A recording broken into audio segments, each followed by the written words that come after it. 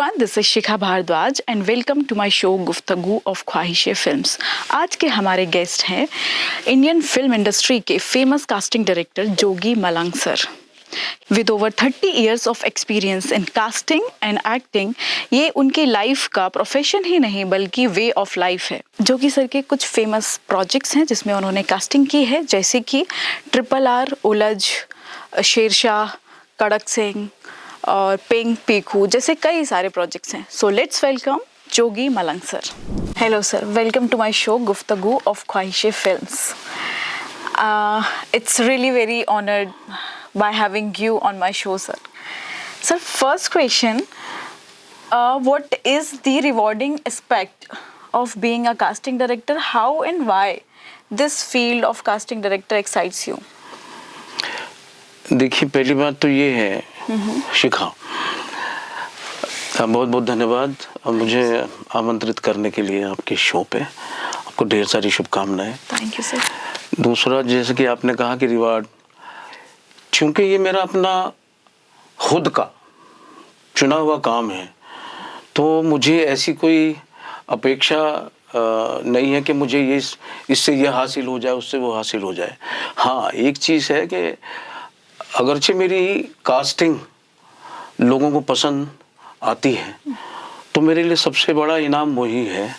और सबसे बड़ी चीज़ है मेरी आत्मसंतुष्टि कि हाँ, और ख़ास तौर से वो जो एक्टर्स जो डिज़र्व करते हैं इतने सालों की मेहनत के बाद, उनको अगर सही मकाम मिलता है, सही एक प्लेटफॉर्म मिलता है जिस पे वो अपनी कला का प्रदर्शन कर सकें और अपने ऑडियंस तक पहुंच सकें, तो वो सबसे अच्छा लगता है।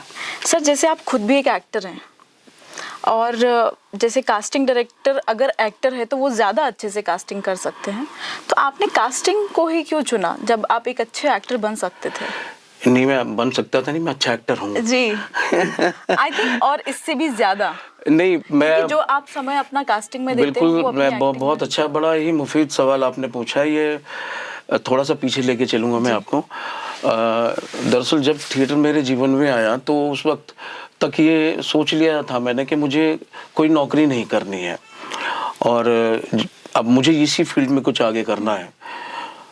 तो जितने भी दिल्ली का हूँ, जितने भी दिल्ली में फिल्म फेस्टिवल्स होते थे, हम कोई भी फिल्म फेस्टिवल नहीं छोड़ते थे। और मेरी एक ख़ास आदत थी कि क्रेडिट्स में हमेशा देखता था।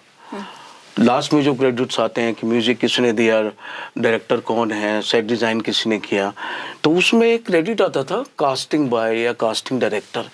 ये बाहर की बात कर रहा हूँ, फिल्मों की, जो हॉलीवुड की फिल्म होती थी, यूरोपियन फिल्म होती थी या एशियन फिल्म होती थी।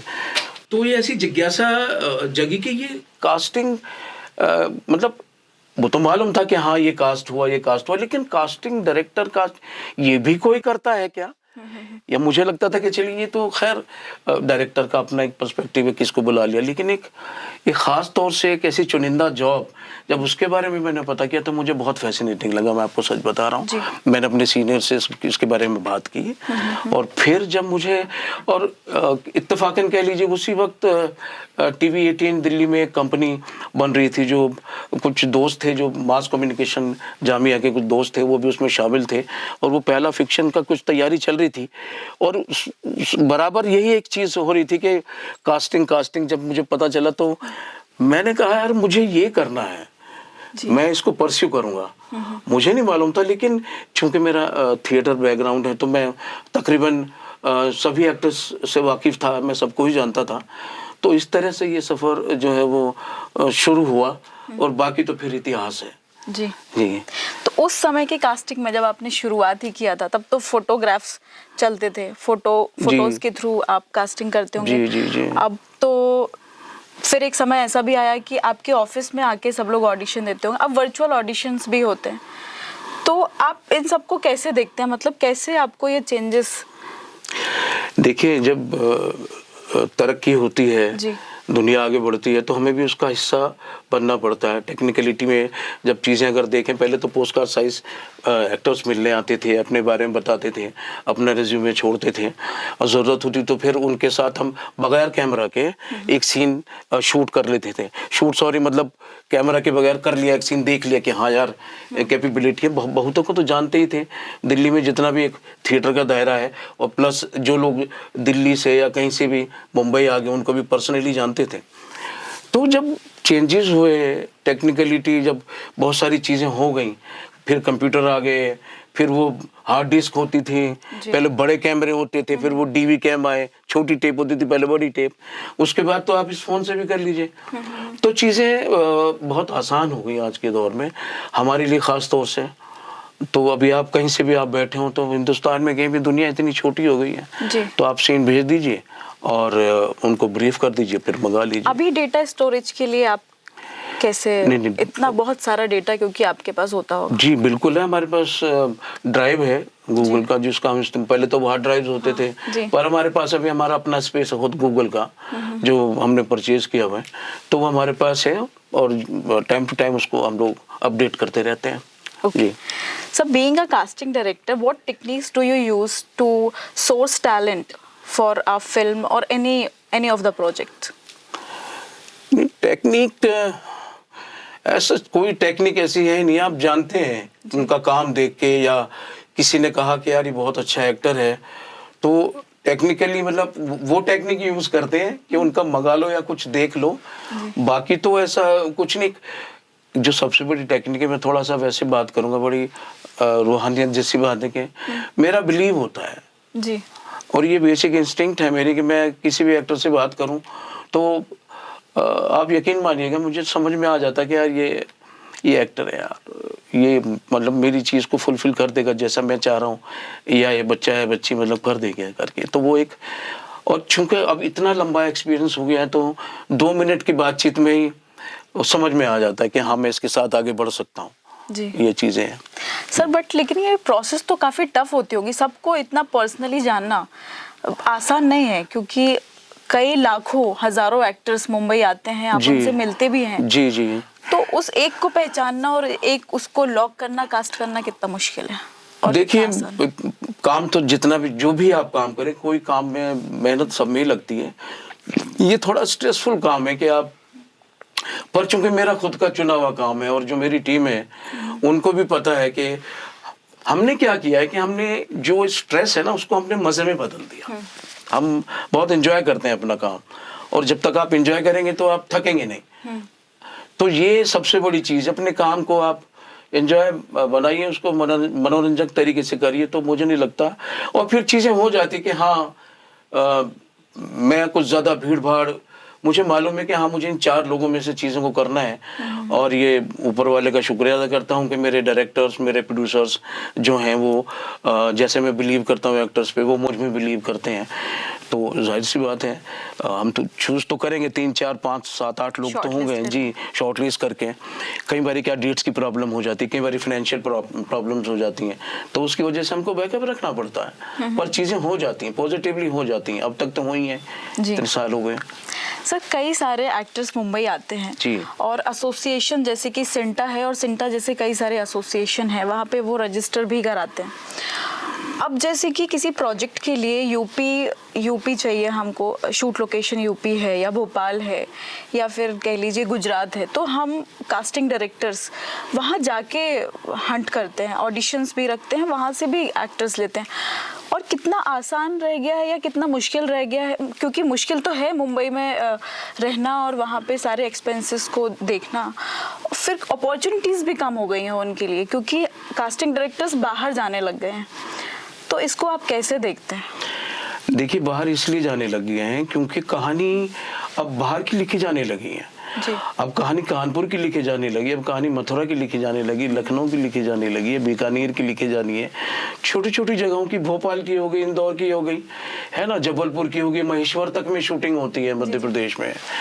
और क्या है कि इतनी सारी शूटिंग्स मुंबई में हो के चुकी हैं कि अब वो डायरेक्टर्स को लगता है यहाँ कुछ नया कुछ करते हैं, इसलिए वो राइटर्स को बोलते हैं यार कहानी थोड़ा सा यहाँ शिफ्ट कर दीजिए, है ना। क्योंकि अब अगर जो आप लखनऊ में शूट करेंगे, एक तो वहाँ की ज़बान इतनी खूबसूरत है, तो आप वहाँ करेंगे एक नया फ्लेवर आपको मिल जाता है। और एक्टर्स हैं वहाँ पे, चूँकि थिएटर है तो एक्टर्स मिलते हैं आपको, एक नयापन मिलता है। 2 4 5 लोग जो हैं वो आप मुंबई से ले आते हैं, बाकी के सेकेंडरी कास्ट और टर्शरी कास्ट और फीचर कास्ट जितनी भी है वो सब फिर प्रोडक्शन, फिर प्रोड्यूसर्स का भी उसमें फ़ायदा है। वो भी अपना देखते हैं कि हमको मुंबई से ना ले जा करके वहीं से हमको सारे एक्टर्स मिल जाए, तो बहुत अच्छी बात है। वो भी एक है कि फिर ज़्यादा फिल्में बना पाते हैं, छोटी छोटी फिल्मों को लेके। आप देख लीजिए अब इतना बड़ा प्रोडक्शन हाउस है आमिर खान साहब का, है ना। किरण राव ने जो फिल्म बनाई लापता लेडीज, कितनी खूबसूरत फिल्म है वो, छोटी सी फिल्म है, उसमें कोई नामचीन चेहरा आप नहीं देखेंगे, सब नए लोग हैं सिवाय रवि किशन साहब के। लेकिन आप फिल्म देखिए, आप कितनी ऐसी बहुत सारी फिल्म बन रही, चाहे OTT प्लेटफॉर्म हो, चाहे आप सिनेमा की बात करें तो भी। इसलिए चीज़ें बाहर आई हैं करके, और हिंदुस्तान के लिए अच्छा ही है। जी बिल्कुल अच्छा है सर। सवाल मेरा ये था कि देश के कई शहरों से और स्टेट से बहुत सारे एक्टर्स मुंबई जाते हैं, जो समझते हैं कि वो अभी उन्होंने सीख लिया है, अब उनको मुंबई जाना चाहिए। तो वहाँ पे ऑलरेडी उस स्टेट के, उस सिटी के एक्टर्स हैं, उसके बावजूद आप उस स्टेट में या उस सिटी में ऑडिशन करने के लिए आते हैं, तो ये उनका भी लॉस हुआ, उनके लिए अपॉर्चुनिटीज़ कम हो गई। नहीं देखिए, मैं आपको एक बात बताऊं, ये बहुत अच्छा सवाल है। नहीं तो ये वहां जाना बंद तो नहीं हो सकता, क्योंकि आप कब तक जो है कुएं में नहाएंगे, कब तक आप तालाब में नहाएंगे, आपको समंदर में छलांग मारनी ही पड़ेगी। और हर किसी को हक है, हर किसी एक्टर को हक है कि वो स्टार बने, और क्यों ना हो, क्योंकि वो ऐसी चीज को चुनता है जो कि अमूमन बहुत सारे लोग नहीं चुनते एक्टिंग को। जिस प्रोफेशन का कुछ पता ही नहीं है कल को। आप MBBS करते हैं तो डॉक्टर बनते हैं, आप MBA करते हैं तो आप बिजनेस करते हैं, आप BTech करते हैं, इंजीनियरिंग करते हैं, तो आपको कोई ना कोई पैकेज मिल जाता है। लेकिन जब आप एक्टर, बतौर एक्टर इतने साल आप थिएटर को, वैसे कुछ भी करें, आप जाते हैं तो इसके फ्यूचर का कुछ पता ही नहीं है। लेकिन उसके बावजूद भी लोग आ रहे हैं, क्यों? क्योंकि उनको मालूम है कि एक दिन वो एक सपना है उनका। और हमारा, आप देखिए कितने सारे तो उदाहरण हैं, आप भी जानती, मुंबई में छोटे छोटे शहर से मैं कितने नाम लूं, बथेरे नाम है। तो हर किसी के एक्टर को हक है, मैं मानता हूं, मैं उनके साथ हूं कि भाई आप प्लीज आप आइए, आप अपनी किस्मत को, आप में टैलेंट है, और आप तो टैलेंट का ही बोलबाला। अब ऐसा नहीं कि तुम बहुत अच्छे दिखते हो धर्मेंद्र की तरह तो जाओ, अब ऐसा नहीं है। अब खूबसूरती के मायने बदल गए हैं, खूबसूरती के मायने अच्छा अभिनय जी। तो इसलिए उनको हक है, तो मैं तो इस्तकबाल उनका स्वागत करता हूँ जी। इसका मतलब ये है कि जितने भी लीड कास्ट होती है वो मुंबई से ही होगी। अब मुंबई में चाहे वो एक्टर किसी भी स्टेट या किसी भी सिटी का होगी वहीं से। अब जैसे हम कास्टिंग डायरेक्टर किसी दूसरी सिटी में जा रहे हैं तो वो हमेशा प्राइमरी और सेकेंडरी और टर्शियरी एक्टर को ही सेलेक्ट करेंगे, लीड को नहीं करेंगे। नहीं, ऐसा नहीं है, ऐसा बिल्कुल भी नहीं है। आप जैसे मैंने एक फिल्म की थी लव सोनिया, और ये हॉलीवुड की फिल्म थी, बेसिकली लाइफ ऑफ पाई वाले प्रोड्यूसर जो थे इसको प्रोड्यूस कर रहे थे, और मिस्टर तबरेज़ नूरानी जो LA में ही रहते हैं वो इंडियन, बट वो वहाँ रहते हैं। उन्होंने मुझे पूरी खुली छूट दी थी कि आपको 2 बहनों की कहानी है, आपको जहाँ से भी इनको ढूंढी, हमें कोई वो नहीं है। तो मैं लगभग पूरा नॉर्थ इंडिया, मैंने कोलकाता तक मैं गया था, और तकरीबन पौने 2 साल उसमें लगे थे। और वो बाई चांस एक लड़की मुझे जयपुर से मिल गई थी, और पर दूसरी बिल्कुल नई लड़की थी। मैंने उसको एक ऐड में देखा, तो जिनके साथ वो ऐड करी थी, तो मैं उन एक्टर को जानता था। मैंने पूछा मुझे इनका नंबर चाहिए, तो नंबर अपनी टीम को दिया, उनको बुलाया और ऑडिशन किया। वो भी रेस में थी, ऐसा नहीं, उसके अलावा भी 3-4 लड़कियां थी जो अलग अलग शहरों से थी। अभी मैं नाम बताना मुनासिब नहीं समझता, लेकिन फिर उनका हो गया। अभी उनको मृणाल ठाकुर के नाम से जाना जाता है। बिल्कुल नई लड़की थी, वो भी आई थी किसी दूसरे प्रदेश से। तो ऐसा बिल्कुल भी नहीं, जहाँ जिसकी जैसी दरकार है कि यहाँ से करना है। तो मेरे ख्याल से जो मेरा अपना एक्सपीरियंस है, अब ना दीवारें टूट गई हैं। ये जरूरी नहीं है कि भाई आप इन्हीं को लेना लीड मुंबई से, ऐसा नहीं। उनको जहाँ जैसी उनकी जरूरत है तो उस शहर में जाएंगे और वो करेंगे भी। लेकिन जैसे ये लड़का है इसमें लापता लेडीज में, है ना, तो वो आगरा से है, वो जी हाँ, है ना। तो अब पहुंचे, बिल्कुल नया पहुंचे हैं, तो अब चीजें हो गई। तो मुझे नहीं लगता कि ऐसा कुछ है, लेकिन चीजें तो है क्योंकि सेंटर है वो जी, हब है वो केंद्र है, तो वो इसीलिए, और रात से नहीं है, बरसों से है, तो इसीलिए चीजें हैं कि नहीं, सबको जाना है और सब इसीलिए जाते हैं, इसलिए लोग करते हैं। सर एक मेरा सवाल है, क्योंकि आप एक्टिंग कोच हैं, जी। हम इंजीनियर बनते हैं जब हम इंजीनियरिंग की पूरा स्टडी करते हैं, उसकी डिग्री लेते हैं। जी। डॉक्टर बनते हैं जब डॉक्टर की पूरी डिग्री लेते हैं। एक्टिंग के लिए थिएटर करते हैं। कई ऐसे एक्टर भी होते हैं जो किसी थिएटर की प्रोसेस से नहीं गए हैं, बिल्कुल ही नए हैं, वो सिर्फ उनका शौक था और उन्होंने परफॉर्म किया और वो बहुत अच्छा कर गए, तो वो चल गए। कई स्टार्स भी बन गए जिन्होंने कभी थिएटर नहीं किया। बिल्कुल।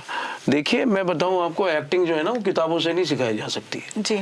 नहीं सीखी जाती। एक्टर तो जन्मजात होता है, वो जब जन्म लेता है ना तो उसके अंदर वो गुण होते हैं, वो बाद में मार्गदर्शक के रूप में उसे गुरु मिलते हैं कि कहीं हो गया कि चलो थोड़ा बेसिक सीख लिया जाए। थिएटर आपको क्या देता है? थिएटर आपको सिखाता है डिसिप्लिन, एक अच्छा इंसान बनना, एक सहिष्णु इंसान बनना, जो चीज़ों को समझ सके। और कुछ चीज़ों में जो आप, जैसा आपने जिक्र किया, बहुत सारे लोग हैं जो एक छोटी सी जगह से आए और बड़े स्टार बन गए, तो उनके अंदर वो प्रतिभा थी, उनको मालूम है।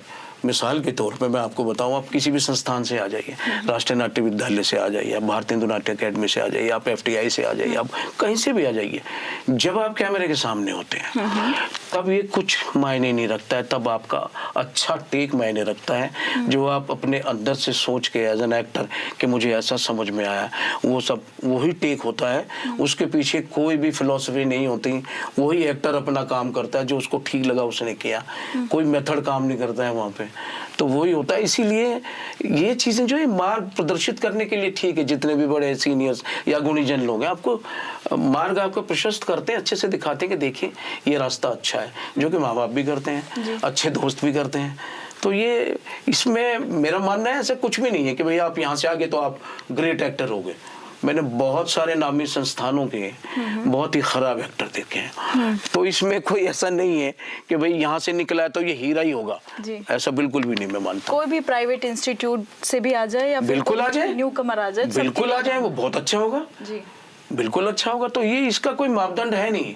तो फिर what is the importance of literature, poems और स्टोरीज एक एक्टर की लाइफ में, इसकी क्या इम्पोर्टेंस है? देखिए जब तक आप लिटरेचर नहीं पढ़ेंगे जी, पोएम भी उसी में आती हैं, तो आप शब्दों की समझ आपको कैसे होगी, आप उनको कैसे सजाएंगे जी।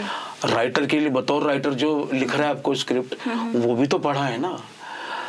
जब तक कि अब कोई भी होगा, अब गुलजार साहब, गुलजार ऐसे ही नहीं कोई बन जाते ना, आपको गालिब भी पढ़ना पड़ा होगा, आपको मीर तक मीर भी पढ़ना पड़ा होगा, आपको फिराक गोरखपुरी भी पढ़ना पड़ा होगा, कितने सारे बहुत सारी चीजें आपने पढ़ी होंगी। तो शब्दों से ही शब्द निकलते हैं ना, तो इसीलिए एक्टर जो है ना उसको अलंकृत करता है, उन शब्दों को सजाता है। जैसे राइटर्स ने कुछ दिया, उसने लिबर्टी दी, फिर बहुत सारे डायरेक्टर्स ऐसे होते हैं, ये मेरा एक्टर बहुत अच्छा है, उतना फ्री वो छोड़ देता है कि आप करिए, जिसको हम लोग इम्प्रोवाइजेशन कहते हैं, वो ना बोल के कुछ और कह दिया, तो सीन जो है जिसमें चार चांद लग जाते हैं। तो पढ़ना बहुत जरूरी है एक एक्टर के लिए। बगैर पढ़े तो मतलब, तो आपने जो लिख के दे दिया, मैंने रट लिया, तो मैंने जो कागज में पढ़ा, मैं उन्हें एक्टर्स को कागजी एक्टर कहता हूँ एक्चुअली, और मैंने अपनी बात कह दी, बस ये है। ओके सर, जब आप कास्टिंग करते हैं तो कभी आप उसमें थिएटर एक्टर भी देखते होंगे और किसी प्राइवेट इंस्टीट्यूट का एक्टर भी देखते होंगे जो परफॉर्म करता है आपके सामने, तो क्या डिफरेंस आपको समझ आता है या कोई डिफरेंस नहीं है? नहीं, देखिए मैं सिर्फ एक्टर देखता हूँ, आप एक्टर हैं तो मेरे लिए कोई मायने नहीं रखता है कि वो किसी इंस्टीट्यूट से है नहीं है, और वो अच्छा कर रहा है तो मैं हमेशा उसके साथ। मतलब क्या गलतियां दोनों की होती हैं या कोई? नहीं, कोई गलती नहीं होती। देखिए कौन बेस्ट होता है उसमें, मैं कैटेगराइज करता ही नहीं हूँ इस चीज में। मेरे लिए, जैसे मैंने कहा ना, मेरे लिए एक्टर है, वो संस्थान से हो, किसी इंस्टीट्यूट से हो या ना हो, मुझे कोई फर्क नहीं पड़ता। जो मैं चाह रहा हूँ या जो मेरे डायरेक्टर का जैसा ब्रीफिंग है मेरे लिए कि मुझे इसमें ये चाहिए, उसने मुझे वो दे दिया और उससे कहीं ज्यादा दे दिया जी, तो मेरे लिए वो मायने रखेगा कि यार ये एक्टर है, मुझे इसके साथ ही जाना है। ऐसा बहुत होता है, कई बार होता है और आगे भी होता ही रहेगा, ऐसा नहीं है। जी जी जी सर कई सारे थिएटर ग्रुप्स हैं और एक्टिंग एकेडमीज भी हैं जहाँ पे जो एक्टिंग कोच होते हैं वो कभी लाइव परफॉर्म नहीं करते किसी फिल्म सीरीज़, या मतलब उनको कैमरे के सामने परफॉर्म नहीं करते, वो सिर्फ एक्टिंग ही सिखाते हैं। तो और कई सारे लोग ऐसे होते हैं जो कि प्रैक्टिकल भी करते हैं, तो इसमें क्या डिफरेंस है? मतलब आपको लगता है कि ऐसा कोई सिखा सकता है जिसको कोई प्रैक्टिकल नॉलेज नहीं है? देखिए, वो बता सकता है कि जैसा मैंने कहा कि एक अच्छी राह दिखा सकता है। जो अभिनय के अनेक तरह के जो नाना प्रकार हैं वो उनसे उनको वाकफियत करा सकता है। पर फर्क होता है जो कोच है या जो गाइड करने वाली फोर्सेस हैं, अगर वो खुद भी फील्ड में काम कर रहे हैं तो फर्क होगा, क्योंकि वो उन चीज़ों से वाबस्ता है, उनको उनका एक्सपीरियंस है, वो ज़्यादा अच्छे तरीके से और थोड़ा सा आगे ले जाएगा, तो थोड़ी सी जो धुंध है ना बाकी क्या मैं कैसे करूँगा वो साफ हो जाएगी। लेकिन ऐसा नहीं कि वो जो किसी भी इंस्टीट्यूट में जो टीचर है वो बेईमानी है, बिल्कुल नहीं है। वो उनको एक होता है ना, एक प्लेटफॉर्म दे देता है कि उसको कम से कम एक विश्वास से भर देता है। जो एक चीज़ होती है जो होना चाहिए एक्टर के बीच में कि भैया आप कॉन्फिडेंट हो, आप बिल्कुल रहो, उतना भर चीज़ें हो जाती, लेकिन बाकी एक्टर को खुद करना पड़ता है। और वहाँ जाके सब मैंने कहा ना, जैसे जब कैमरा होता है, रोल साउंड रोल कैमरा और एक्शन जब आप बोलते हैं तो फिर एक्टर ही होता है, वो सिर्फ अकेला होता है, उसे ही करना होता है। जी। अच्छा सर, आप जैसे कास्टिंग डायरेक्टर हैं और अगर किसी एक्टर को, क्योंकि बहुत सारे एक्टर्स इस पॉडकास्ट को देखेंगे, तो उनको किस तरह से आपको अप्रोच करें, वो अपनी प्रोफाइल कैसे भेजें, आपको क्या उनकी प्रोफाइल में आप देखते हैं, फर्स्ट लुक क्या होता है? देखिए, मेरा तो मतलब सब कुछ खुला हुआ है, जो भी आजकल जितनी भी सुविधाएं हैं, आप इंस्टा पेज है, मेरा जोगी फिल्म कास्टिंग का फेसबुक पेज है, उस पर सब चीज़ है, एड्रेस से लेके ऑफिस का, और जो हमारा मेल आईडी वो है वो भेजें, हम सब देखते हैं और फिर उनसे मिलते भी हैं। मैं पर्सनली मिलता हूँ, कोई अगर अपॉइंटमेंट नहीं है तो वैसे भी आ जाए तो भी स्वागत है हमारे। ऐसा कुछ नहीं है कि हम नहीं मिलेंगे। मेरा ये मानना है, मैं मिलूंगा ही नहीं एक्टर से तो मैं कैसे सुनूंगा, कैसे समझूंगा। 5 मिनट के मिलने से एक क्लैरिटी हो जाती है कि हाँ मुझे इस प्रोजेक्ट में मुझे इस एक्टर के साथ जाना है, एटलीस्ट एक ऑडिशन करूँगा तो, क्योंकि मेरी भूख है, एक्टर मेरी भूख है, वो शुरू से रहा है मेरा, और इसीलिए इसको मैंने परस्यू किया कि नहीं करूँगा। और आप देख सकते हैं मतलब विगत में कितनी सारी फिल्में हैं जो मैंने हमेशा एक्टर्स के साथ ही काम किया है, नए लोगों के साथ ही काम किया है। तो यही है, कोई भी है, किसी के लिए कुछ नहीं है। जोगी फिल्म 20 में आपके चैनल पे भी बोल देता हूँ, जोगी फिल्म 20@gmail.com, आप कभी भी भेजिए। क्या अपनी प्रोफाइल में इंक्लूड करें? वो आप अपने बारे में सच कहें, आप कहाँ से हैं, किस प्रांत से हैं, क्या क्या भाषाएं जानते हैं, और जो भी आपका एक्सपीरियंस है, थिएटर है वो नहीं है तो भी, आप शौकिया हैं तो भी आप लिखें अपने बारे में, और कितनी भाषाएं आप बोल सकते हैं। और फिर ड्राइविंग का बहुत ज़रूरी है कि वो आजकल चूंकि बहुत सारी चीज़ें हैं तो एक छोटी सी ड्राइविंग ना आने से एक अच्छा रोल निकल जाता है। और मैं तो सभी एक्टर्स को सलाह दूंगा कि कृपया करके आप सब लोग ड्राइविंग सीखें। जी ओके। और आपके अपकमिंग क्या प्रोजेक्ट्स हैं, अगर आप ये शेयर करना चाहें तो? बहुत सारे प्रोजेक्ट्स हैं, अप्लाई तो ऐसे ही करना होता है क्योंकि हम बता नहीं सकते हैं, थोड़ा सा चैनल की सॉरी प्रोडक्शन हाउस की तरफ से होता है कि वो अपने हिसाब से रिवील करते हैं, प्रेस कॉन्फ्रेंस करते हैं, लेकिन चीज़ें हमेशा चलती रहती हैं। OTT के लिए हैं, वेब सीरीज़ हैं, फिल्म्स हैं, और हम लगातार काम कर रहे हैं। तो फिर से आपके चैनल के माध्यम से आप सबका स्वागत है। आप प्लीज़ आइएगा, हमारे चैनल पे आइए, मतलब हमें आप संपर्क कीजिए जब भी मुंबई आएंगे, है ना, तो मिलिएगा ज़रूर, और जो भी हर संभव सहायता आपकी की जाएगी। जी। तो मैं तो आपके माध्यम से आपके दर्शकों को, जो भी एक्टर्स हैं उनमें से, उनके लिए यही मेरा छोटा सा संदेश होगा। जी सर, एक लास्ट क्वेश्चन है आपसे। किसी को अगर कास्टिंग डायरेक्टर में ही इसी फील्ड में जाना है तो वो, और आपको असिस्ट करना है, तो वो कैसे आप तक पहुंचेगा? और आपकी टीम में कितने लोग हैं अभी, और कितने हो सकते हैं? कहीं बाहर भी आपका? ये तो बड़ी गोपनीय बात है।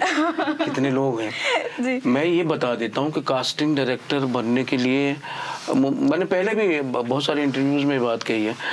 देखिए, सबसे पहले तो आपको बहुत अच्छा इंसान होना चाहिए यार। आप कम से कम यह है कि एक्टर की इज्जत करना आपको आना चाहिए, क्योंकि वो बहुत मेहनत करता है, बहुत मुश्किल से एक एक्टर बनता है। तो आप उससे बात करें, प्यार से बात करें, और पढ़ा लिखा होना बहुत ज़रूरी है, उसका एक्टर होना भी बहुत ज़रूरी है, साहित्य का ज्ञान होना बहुत ज़रूरी है। वो इसीलिए चूँकि लिटरेचर नहीं होगा तो फिर वो कैरेक्टराइजेशन, ब्रीफिंग ठीक से एक्टर को नहीं कर सकता है, और खुद एक्टर है तो वो उस मर्म को समझ सकता है कि यार एक एक्टर का दर्द क्या होता है, तो कम से कम उसको सही अंजाम दे सकता है, उनकी और ज़्यादा हर संभव सहायता कर सकता है। तो ये 4-5 चीज़ें जो इस चीज़ को परस्यू करना चाहते हैं, कास्टिंग के प्रोफेशन को, और बहुत बहुत अच्छा प्रोफेशन है, बट उसके लिए आपको अच्छी से तैयारी जो है वो बहुत बहुत ज़रूरी है। फिल्मों का ज्ञान होना बहुत ज़रूरी है, आज की फिल्मों का नहीं है, पुरानी फिल्मों का भी, हर चीज़ के बारे में, अपनी फिल्मों के बारे में ज़्यादा जानकारी बहुत ज़रूरी होती है इसके लिए। जी। और आपको असिस्ट करने के लिए उसको क्या कोई इंटरव्यू देना रहेगा, या किस तरह से आपको असिस्ट कर सकते हैं? नहीं, इंटरव्यू तो कुछ नहीं, आए मिले, अगर मेरे तार मिल गई तो ठीक है। Thank you so much sir, बहुत मज़ा आया मुझे आपसे बात करके, बहुत सारी इन्फॉर्मेटिव बातें सीखने को मिली, बहुत कुछ सीखने को मिला। Now I would love to hear your thoughts and opinion about this podcast. आप इस पे अगर अपना कुछ थॉट्स लिख दें तो मुझे अच्छा लगेगा।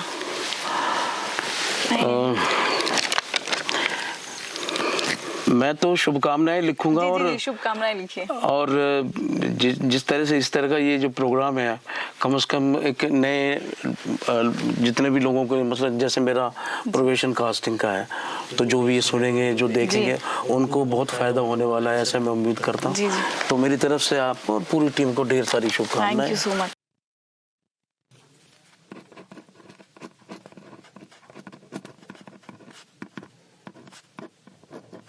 Thank you so much, sir. It means a lot.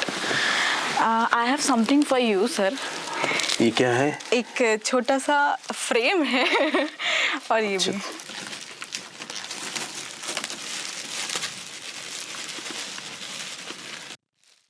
अरे वाह, थैंक यू वेरी मच।